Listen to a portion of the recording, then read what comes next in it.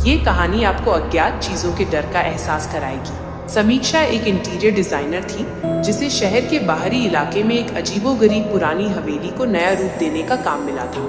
हवेली के मालिक एक वृद्ध घड़ी साज 40 साल पहले अचानक लापता हो गए थे। पहला दिन समीक्षा ने दरवाजा खोला।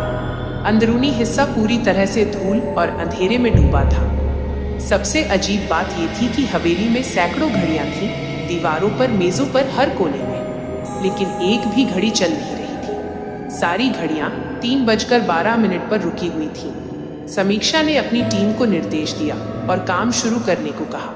दोपहर में समीक्षा को हवेली के मुख्य हॉल में एक लोहे का दरवाजा मिला जो मजबूती से बंद था। ये दरवाजा नक्शे में नहीं था। एक पुराना संदूक खोलने पर उन्हें दरवाजे की भारी भरकम चाबी मिली जिस पर वर्कशॉप खुदा हुआ था। इंजीनियर ने चाबी लगाई और दरवाजा खोला। अंदर की हवा बेहद ठंडी और सड़ी हुई। यह घड़ी साज का गुप्त कमरा था। कमरे के बीच में एक बड़ी मेज थी जिस पर एक अधूरी दीवार घड़ी पड़ी थी। ये अकेली घड़ी थी जिसका डायल साफ था। समीक्षा ने उसे छुआ। उसकी उंगली पर काला चिपचिपा पदार्थ लगा। तभी मेज पर पड़ी उस अधूरी घड़ी के सेकंड का कांटा धीरे धीरे हिलने लगा, लेकिन उल्टा। वो 3:12 से 3:11, फिर 3:10 की ओर बढ़ने लगा।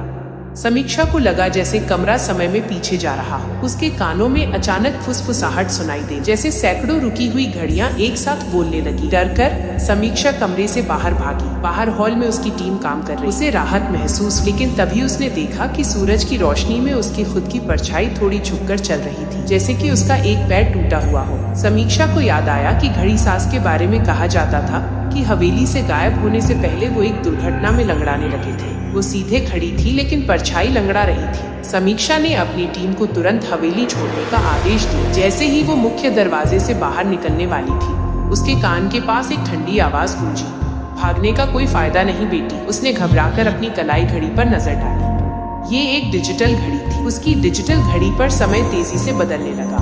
10:15 right arrow, 10:14 right arrow, 10:13 dots, और फिर उसकी घड़ी भी रुकी गई। रुका हुआ समय था 3:12। समीक्षा ने दरवाजे का हैंडल पकड़ा, लेकिन तभी हॉल की सारी घड़ियां जो 40 साल से बंद थी एक साथ टिक टिक की भयानक आवाज के साथ बजने लगी। वो जानती थी कि अब वो इस हवेली के लौटे हुए समय में फंस चुकी है। वो उस घड़ी साज के कमरे से बाहर नहीं आई थी, बल्कि वो वापस उस समय में आ गई थी जब वो गायब हुआ था।